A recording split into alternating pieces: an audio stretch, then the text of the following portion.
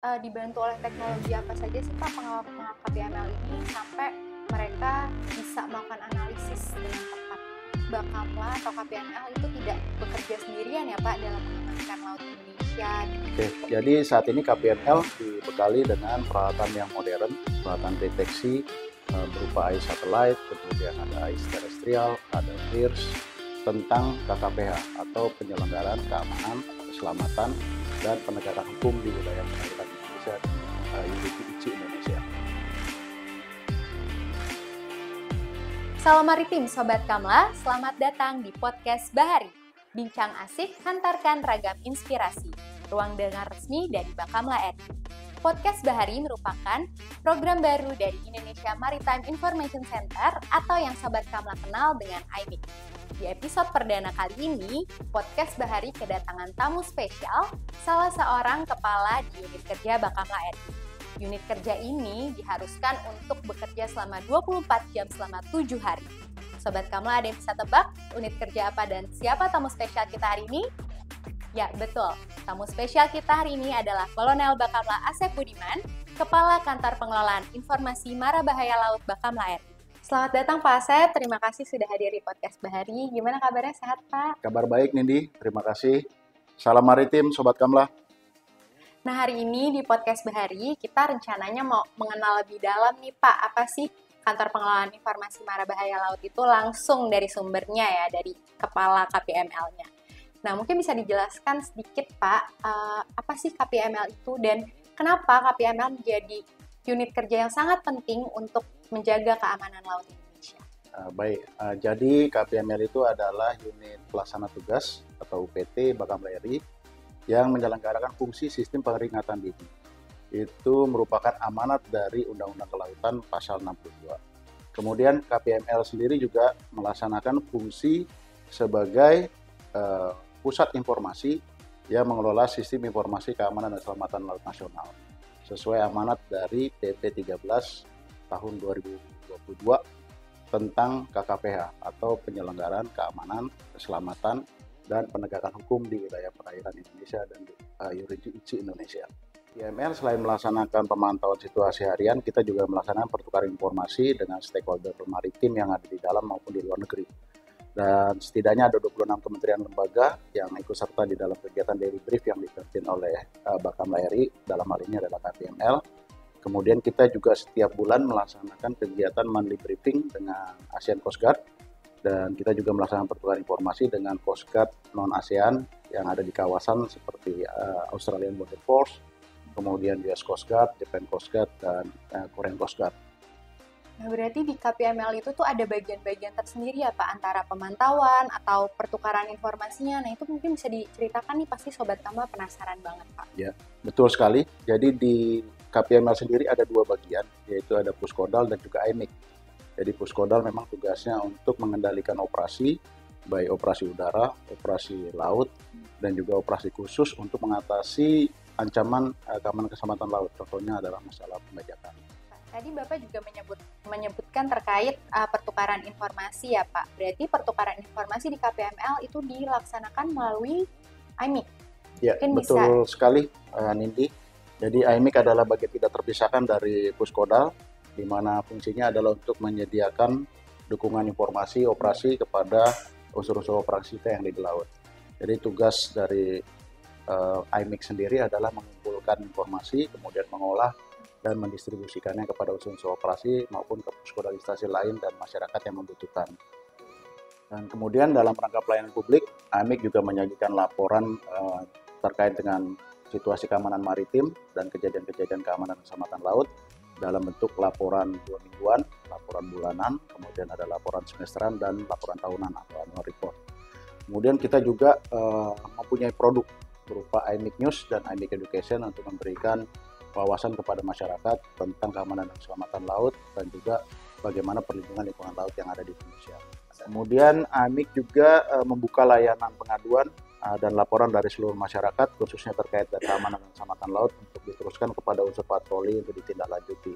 Dan pelayanan publik Bakamla ini sudah dinilai oleh Kementerian PAN dan RB, kita mendapatkan nilai A- atau dalam kategori sangat baik sekali.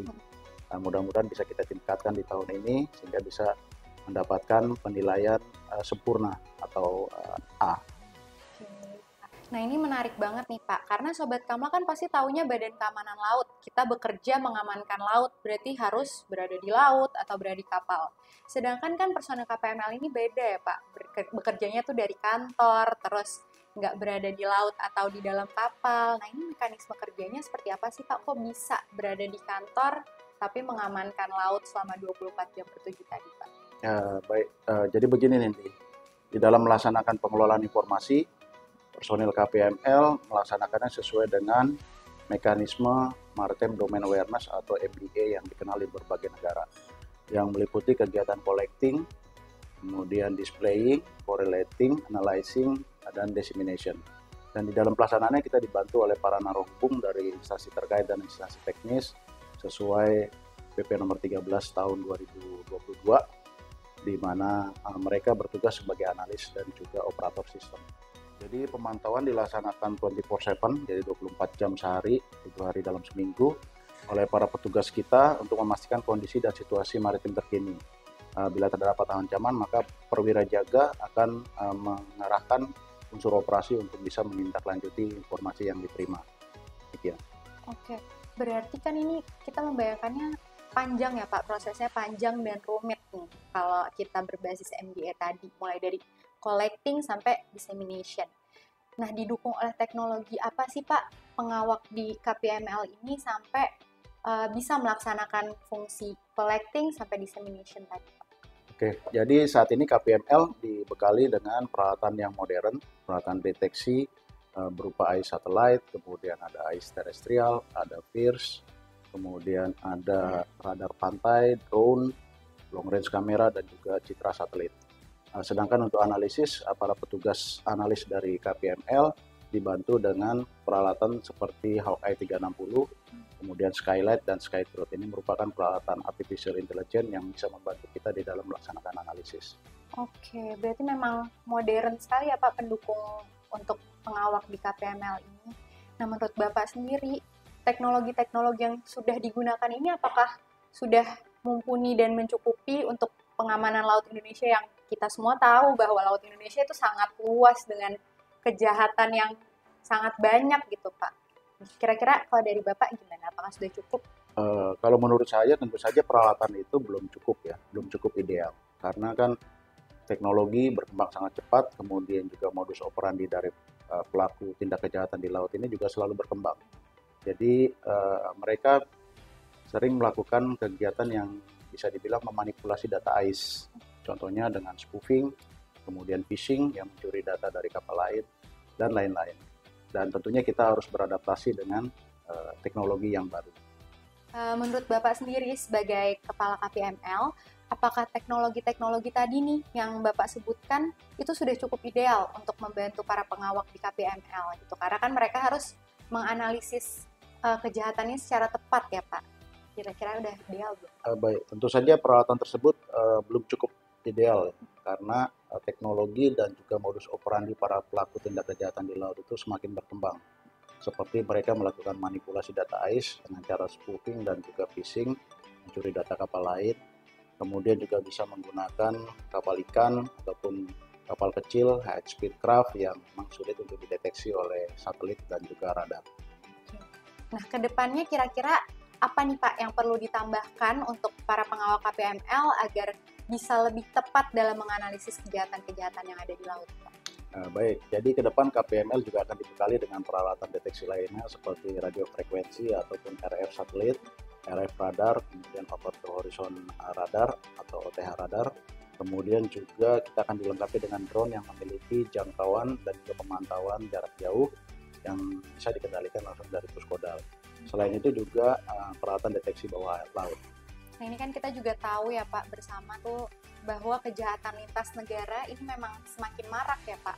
Nah kira-kira ada nggak sih Pak teknologi-teknologi yang mungkin bisa ditambahkan untuk kita bisa lebih dini dalam mendeteksi kejahatan-kejahatan lintas negara tersebut? Ya betul sekali Nindi. Jadi pelaku tindak kejahatan transnasional saat ini ataupun transnational organized crime atau TOC sudah menggunakan wahana bawah air seperti midget submarine untuk melaksanakan penyelundupan narkoba jenis kokain dari Amerika Latin menuju ke Asia, Australia, dan Eropa.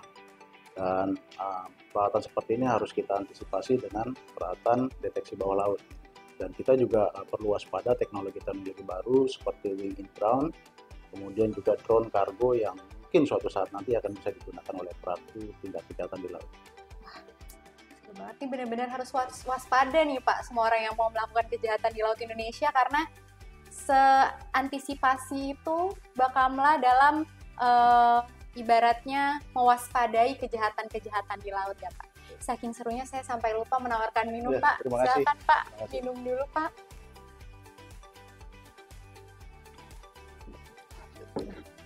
Nah ini kan berarti Bakamla atau KPML itu tidak bekerja sendirian ya Pak dalam mengamankan laut Indonesia dengan luas lautan Indonesia yang sangat luas, kejahatan yang berbatasan dengan banyak negara sehingga kejahatannya juga otomatis banyak gitu Pak. Kira-kira kolaborasi apa sih Pak yang dilakukan oleh Bakamla khususnya KPML dalam mengantisipasi dan mendeteksi segala bentuk kejahatan di laut?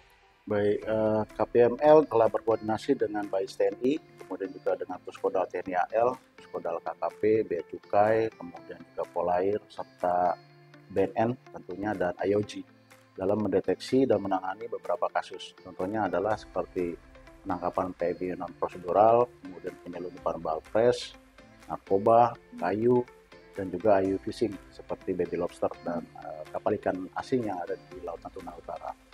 Kemudian selain itu juga KPML telah berkolaborasi dengan BRIN, kemudian KLHK, dan APMM khususnya POMAR, Pusat Operasi Maritim, dalam penangkapan MT Arman 114.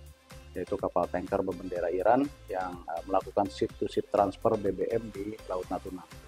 Kemudian KPML juga berkoordinasi dengan BRIN, KKP, KPLP, dan KLHK dalam mendeteksi dan menangani pencemaran minyak di laut, khususnya dalam mengidentifikasi kapal-kapal yang diduga melakukan oil spill di laut. Kemudian yang terakhir, KPML juga telah berkoordinasi dan berkolaborasi dengan Basarnas, khususnya Puskodal Basarnas dan juga Puskodal instansi terkait dalam mendukung informasi pelaksanaan operasi pencarian dan pertolongan atas SAR yang dilakukan untuk mendukung tugas-tugas dari Basarnas.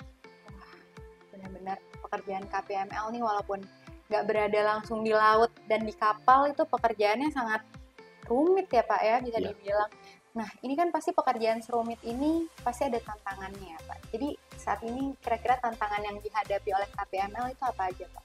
Baik, tantangan paling utama itu adalah masalah teknologi dan integrasi sistem informasi antar instansi.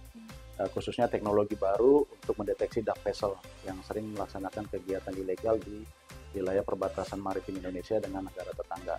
Termasuk kapal-kapal kecil yang tidak wajib PAIS, kemudian juga kapal yang terbuat dari kayu sehingga sulit dideteksi oleh radar maupun satelit. Kemudian tantangan berikutnya adalah kebutuhan SDM, baik secara kualitas maupun kuantitas, yang memiliki kemampuan dasar intelijen maritim. Kenapa? Karena sebagai operator maupun analis, kita tiap hari mengawasi setidaknya lebih dari 10.000 kapal setiap hari yang melintas dan beraktivitas di Indonesia, baik yang menggunakan AIS maupun tidak.